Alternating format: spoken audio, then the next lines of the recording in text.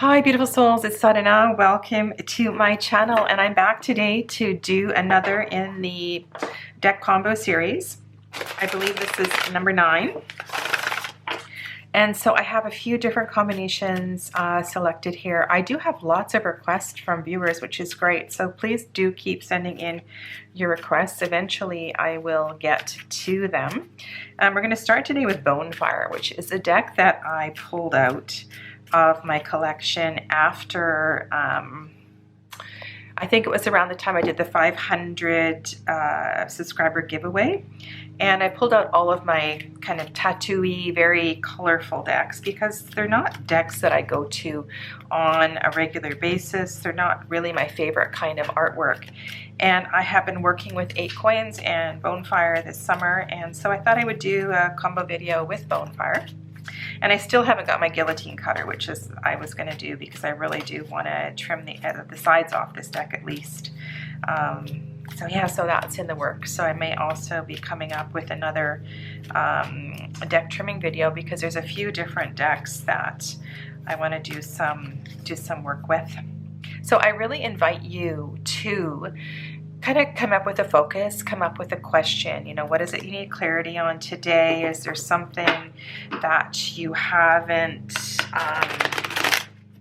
you know, that you've kind of forgotten that you need to be paying attention to? Maybe just close your eyes for a moment and, you know, take a deep breath, because I really find that these readings do make more sense if you can kind of bring a focus to your mind and ask a question. And if this reading does go off in a completely, you know, different direction, that is okay. But if it makes sense for you, then the video is just, you know, that much greater. And it's really funny. I've had so many comments about, you know, people get really picky with these videos about the camera angle and the lighting and all of this. And I just have to say, I'm doing my best. That's it. This is a new Oracle deck for me. So many of you I know have several of Cheralyn Darcey's decks, and this is my very first one, and I absolutely love this deck. It's called Flowers of the Night Oracle. If you haven't seen it or you're not familiar with her work, I believe she's from Australia, but she does travel around the world, so a lot of the plants, or I should say not all the plants, are native to Australia. This is going to be an amazing deck. I have bit the bullet and I ordered Lily Black. As you know, I'm a real fan of the Lily White Tarot, and I decided to order Lily Black because I just wanted to work with that deck in another dimension. So we have here Red Flare Water Lily. Oh my God, so beautiful. And so when I'm working with this deck, I really want to kind of look at what is illuminated in the night. So not necessarily in the moonlight, but at night. And so if we can kind of bring that energy into the reading, that's kind of cool. Ace of Swords. So we're looking at maybe bringing forth, passionately speaking about what it is you need to speak about. And when I see the Ace of Swords, I think it's really important to always remember it is double-edged. And so we need to reach into the kindness of our hearts and kind of script whatever it is that needs to come forth. You know, you can practice it, you can rehearse it in the mirror, you can write, you know, a note to yourself in the journal. And obviously this is about something that needs to be expressed in the relationship in order for the relationship to step to the next level. And, you know, what if you decided to write this as a love letter to yourself, or a love letter to a partner or to a friend?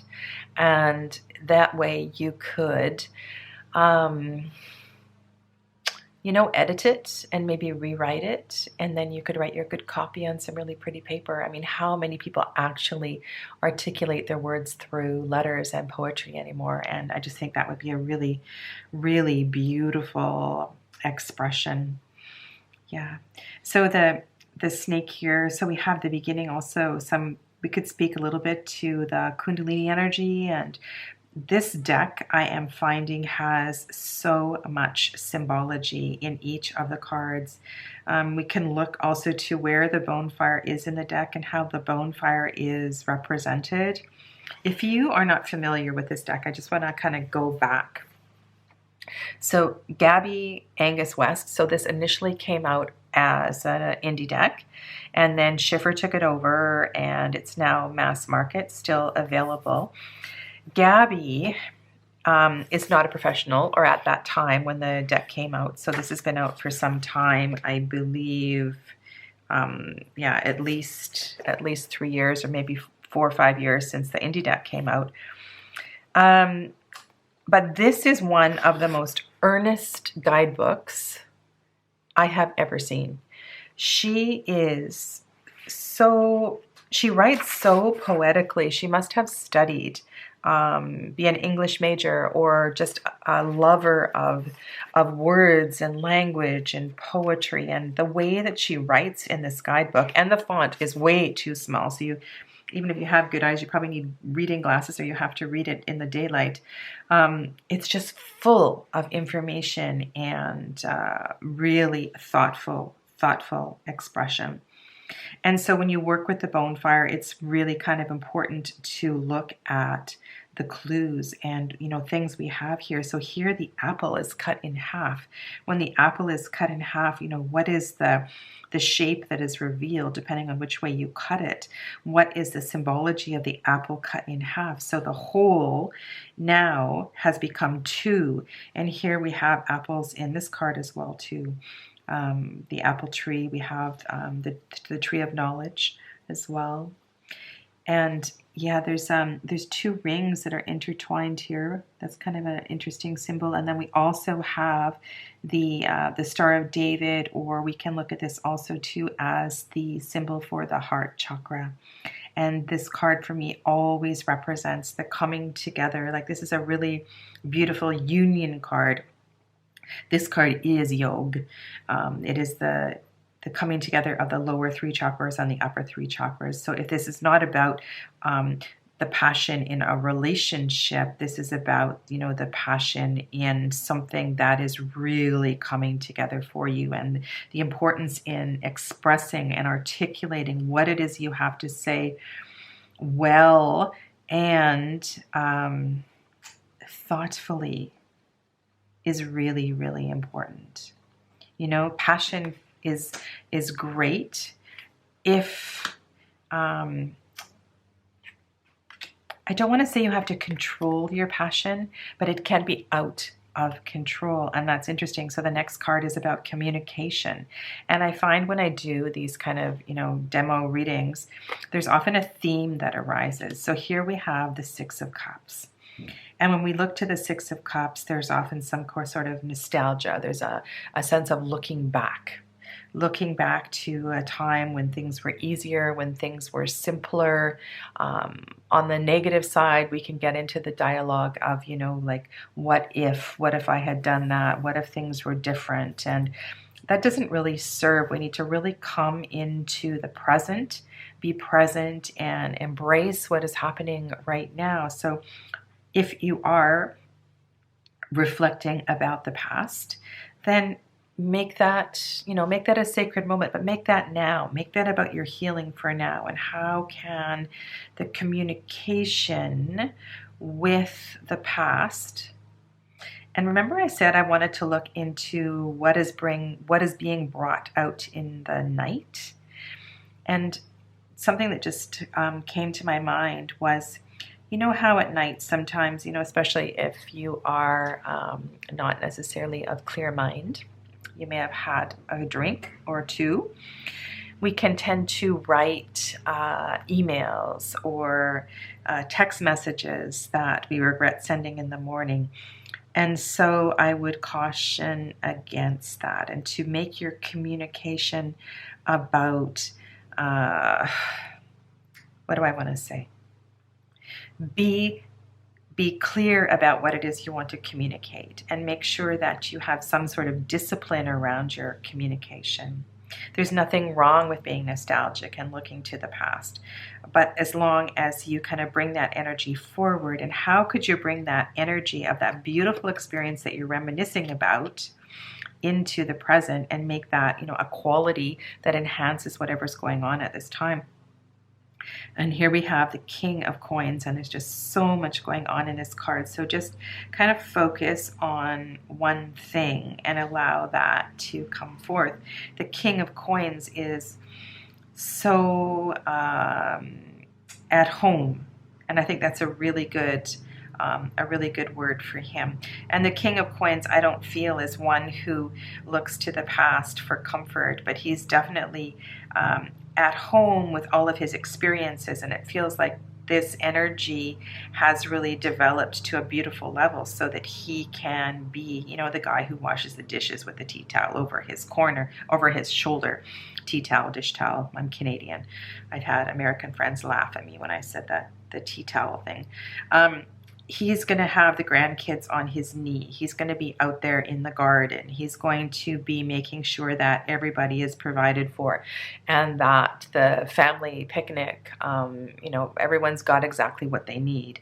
And he's going to be looking after, you know, his wife and family and everybody else at the same time. So we have a theme of communication going on here. And how does that affect all of this? So here we have the suit of water. We have kind of the suit of air, and we have the suit of earth. So this is really quite a balanced reading, and to me this looks like a family reunion, which happens a lot during this summer, doesn't it? We get together with either family or friends because people have extra time off work. And sorry if you can hear the background noise. We have chainsaws, lawnmowers, all kinds of things going on in my neighborhood, and I've been trying to make videos and it's just like impossible to find a time unless I get up at 4 in the morning, and then the lighting is terrible. Sorry about that. So as we go to these events, you know what I think this is about? It's about being who you are now. Who are you now? You don't have to pretend and be who you were then. You can allow yourself to speak and to be the person that you have evolved into. You don't need to go back and to, you know, put on some kind of a facade and pretend and be who you think people think you are or thought you were. And the King of Coins here, I see this as, you know, that sense of, I got this. I'm at home wherever I am, and the King of Coins is at home wherever he is. Okay, let's do one more. This is working really well, these two decks together. All right, so let's see if the theme kind of continues here. Devotion. Yeah, we definitely have a theme here. Devotion. So what does devotion mean to you? What is devotion? So for me, unconditional love. Remember that first card that was here, the Lover's card? And we have that Anahat chakra symbol, you know, the Star of David symbol. And devotion has really kind of evolved into another level for me, and that is that true sense of unconditional love, regardless of what you say, regardless of what you wear, how you feel, any of that. I love you, and I will care for you, and I will look after you. And for me too, this is a really important word. I practice Bhakti Yoga, I practice Mantra Yoga, and that is, this is a kind of a word and a sentiment and an experience that I work with on a daily basis through Bhakti Yoga, so the chanting of mantra. We have 3 of coins. So yeah, so we have this sense of support. And with the 3 of coins, this is very much about material support on the earth. So we can look to the physical body, we can look to the objects in the home, we can look to money, we can look to, you know, business, jobs, hobbies, summer jobs, part-time jobs. But there's a sense of coming together and not doing this alone. And we have the King of Wands here, so another king, devotion, and the 3 of coins. Look at his focus as he's looking to his pine cone. Gabi talks about the pine cone really, really well in this deck. These are not pineapples, by the way. So pine cone relates to the pineal gland. So the pineal gland, and don't quote me on this, but the shape of the pineal gland, it looks a little bit like a pine cone, and that might be why it was called pineal gland. So this refers to the third eye chakra, the pineal gland in just kind of above the ear, third eye back in the center of the brain. That helps us work through, gives us clear mind. That is our intuitive center that helps us to step back and to see the big picture. The King of Wands isn't necessarily great at that. So all of the court cards in the suit of wands tend to be quite impulsive. They love adventure. They love taking risks. They are super passionate people. They are warm, and people love to be with them because they feel that kind of sense of energy. The King of Wands has that in spades, or I should say he has that in wands, in clubs. However, I want to kind of get back on track here and bring these three cards together. He definitely understands what devotion is.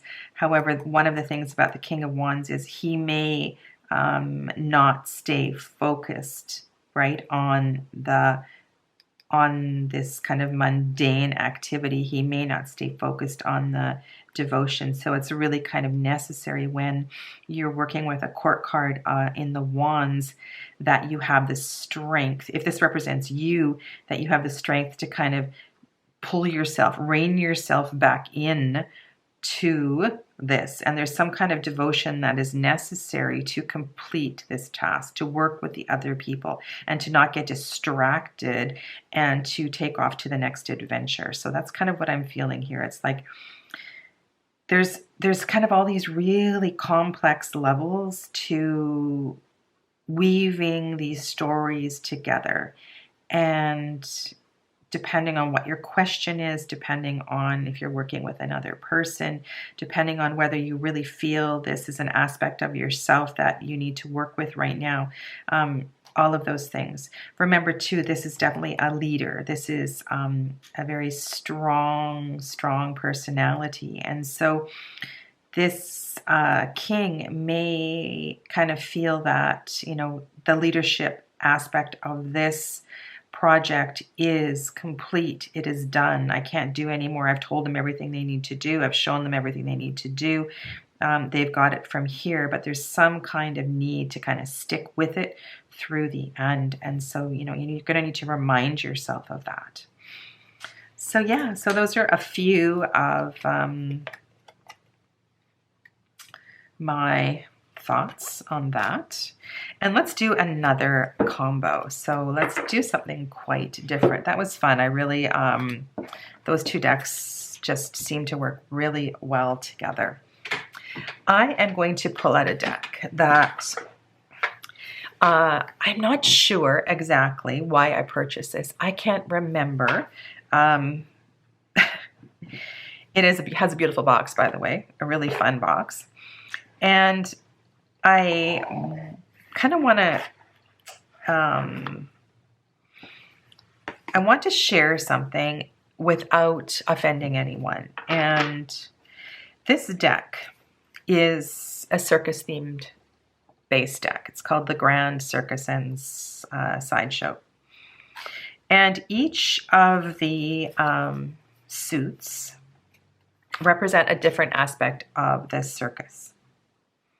So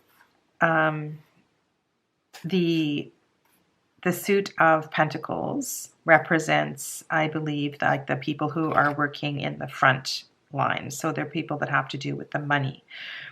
The wands are the laborers, the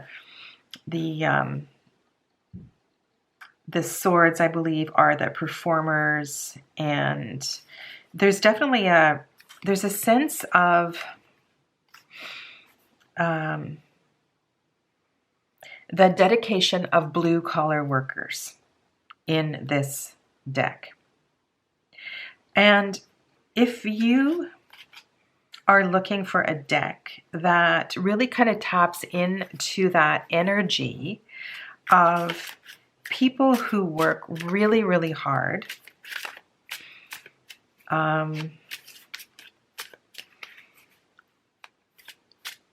Yeah, like I said, I'm not sure how I can say what I want to say. I find that my clientele, I don't have a lot of blue collar workers coming for tarot readings. I mean, how many plumbers, how many electricians, how many, I don't know, refrigerator repairmen come for a tarot reading? That seems like really kind of, why and why don't they come? Why is tarot not accessible to this type of clientele? And when I was trimming this deck, so I have trimmed it, and having a closer look at it, I thought, yeah, that's kind of like, why? So I think this deck works, or would work, for that kind of client. And I hope I have not offended anyone, but that is kind of the thought process I went through as I was trimming this deck. And then how in the world do you find an oracle deck to pair with such a heavily themed deck? And so I went through a lot of different oracle decks, and I've decided to pair the White Rabbit Oracle. And this is kind of an experiment today, and I would really like to hear what you have to say about this. And yeah, you know, I don't know, do you know what I mean? Like, why is tarot just for people who are into, you know, yoga and paganism and that kind of stuff? Why can't we have more clients, you know, a bigger variety of clients? At least that's my experience. So let's just try a couple of readings with this combination. And then I kind of wish this was alive, because I think that would really, really kind of spark the conversation. So here we have expression. There's a real sense of letting go and allowing something to come forth, whatever it is that needs to come forth to come forth. We have the Page of Swords. Page of Swords is kind of a rookie in the communication department. And so the Page of Swords would definitely kind of, and the Page of Swords is back. Let's have a look at that, is to the back of these women in this picture here. There's something that needs to be paid attention to, I think, with the vocal expression.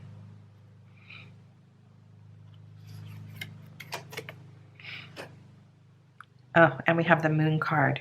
Okay, so looking to the challenges right now, the things that are coming forth that you don't really want to, and this is really interesting, right? Because what's going to happen with the fire is going to go in the mouth, and this passion, this energy is going to be stifled. She or he is not going to be able to express what needs to be expressed.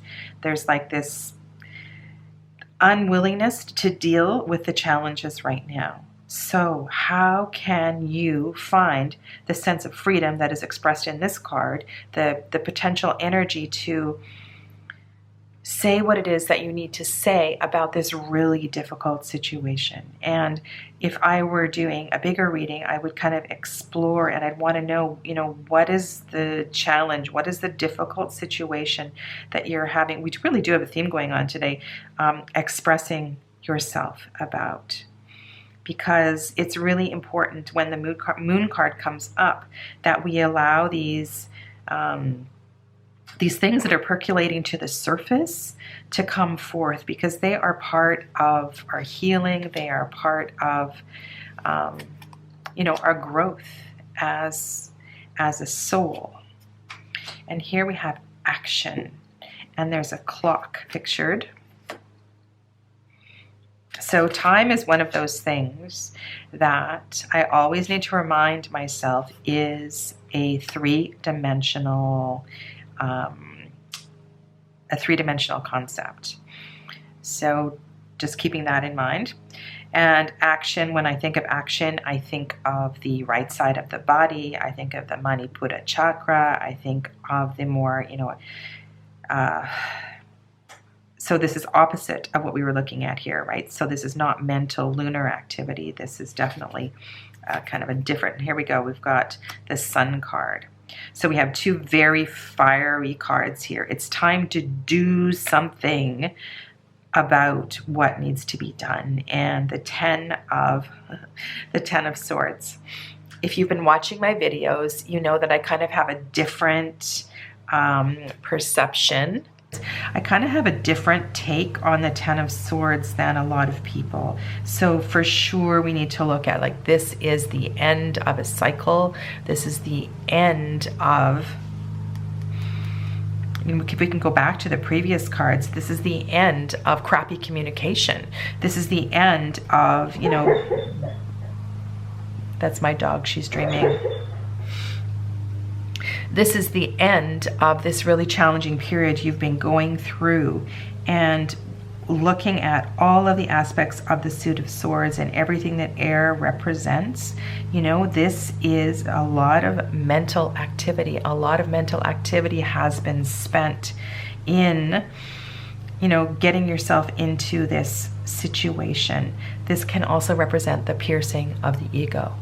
Finally, once and for all, you're going to let go of always being in your mind, always being concerned about that monkey mind and everything that's racing around in your mind, and letting go of that, letting go of the ego, and maybe stepping into a place of trust.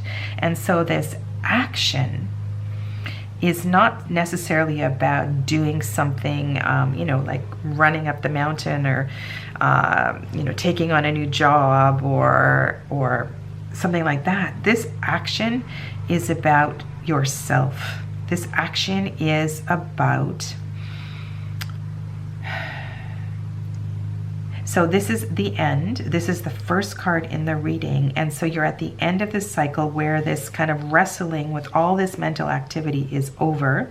You're done and you're ready to move on to something else. So you're going to leave this mental activity and move forward in a new direction. You're going to get more passionate about things. You're going to allow yourself to feel. You're going to allow yourself to move from your heart and move from somewhere besides the ego. The thing that I want to say, and I'm having a hard time trying to kind of weave this in, is that when we leave, or when we recognize that we've been living from the monkey mind, living from the ego, we need to step into a place of trust.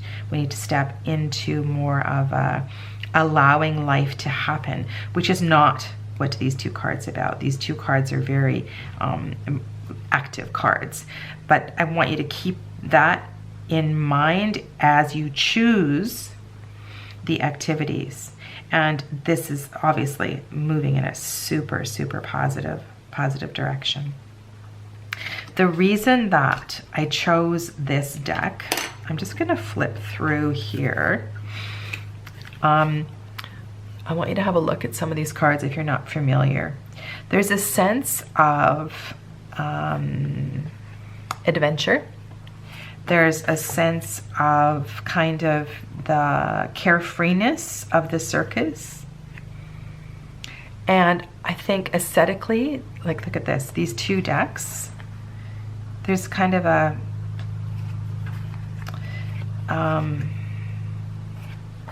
they work. Like, look at that. Like, that's just a scene you would see in the circus.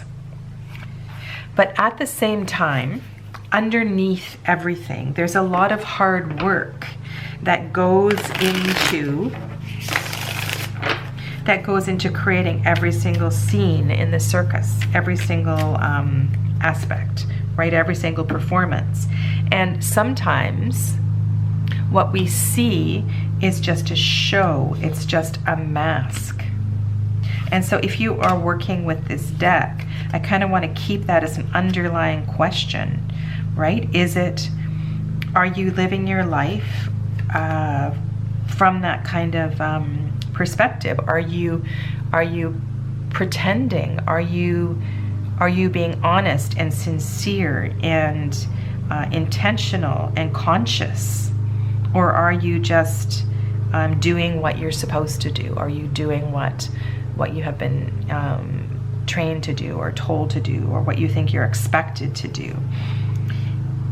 And that might be another strength of this deck, because we want to look to, that's hilarious. We want to look to that because that's really, really important. So the shadow, so this is very much, you know, about like the moon card. And what is coming forth is something super, super challenging. But with the Judgment card, what I really see is this is kind of like the third kick at the can. We have, with the Hermit, we have had an opportunity to retreat. We have gone off on our own to contemplate what it is we need to do to step forward kind of to a next level, and, you know, spend some time getting to know ourselves. Something kind of similar happens with the Hanged Man, but we take on a whole new view, a whole new perspective. And as we work our way through the major arcana and the Fool's Journey, once we get to this point, you know, we've had many opportunities to reflect and to revise and to learn finally to step into and onto our true path. And this is like your opportunity now to really like step up and go for it. And look, this guy is playing the trumpet facing right at the shadow. So we need to blast through this. Seriously, blast through it. And what part of the shadow might be is really kind of bringing your emotional intelligence into balance, and or allowing your emotional intelligence to reveal itself. Yeah. How cool is that, right? Don't you just love working with the tarot? I think these cards have so much potential for helping people. And if you can choose a deck, if you can choose decks that talk to each other well and work for the person that you are working with. And sometimes it takes a while to kind of weave through and find the energy of a deck. But once you get it, it's just so easy and so much easier to weave the stories. Instead of going on to another deck, let's just do one more here. So balance, kind of, that's a, we saw that when I was leafing through the deck. So this, you know, harkens to all of the twos in the tarot. And let's also look, you know, I spoke to the mask already. Like, why is she wearing a mask? Why doesn't she want to reveal her face? What else do you see here, you know, in this card? And that hat she's created, or maybe she's just, you know, balancing teacups on her head. This is, you know, very Two of Pentacles kind of energy. But we're going to need to look at all of the twos. We have another major arcana card here. So we have Strength and the World. So this is really kind of an important, this is not just about balancing your checkbook, right? This balance is integral to,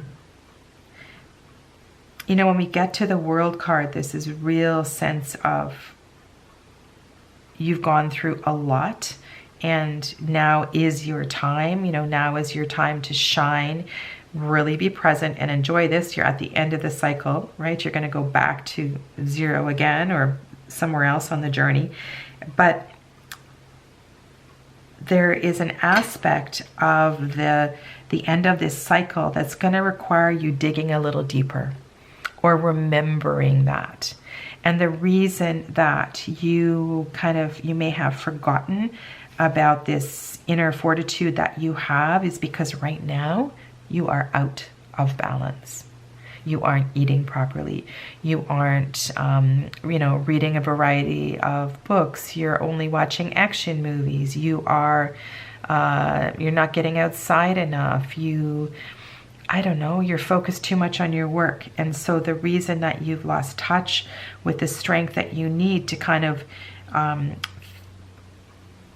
really celebrate this position that you're in is because you need to focus more on this. So let's kind of look at this as the Temperance card.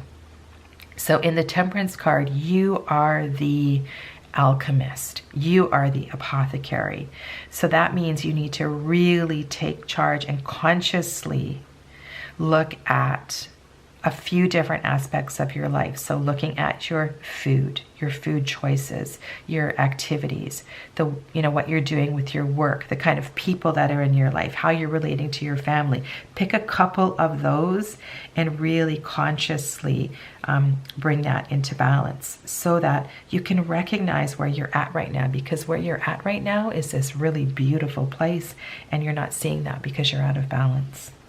I'm going to leave you with that today. So let me know what you think of these deck combos, and would you use them? How would you use them? I always really appreciate your feedback, no matter what it is you have to share. So thank you for watching, and stay well, my friends. Namaste.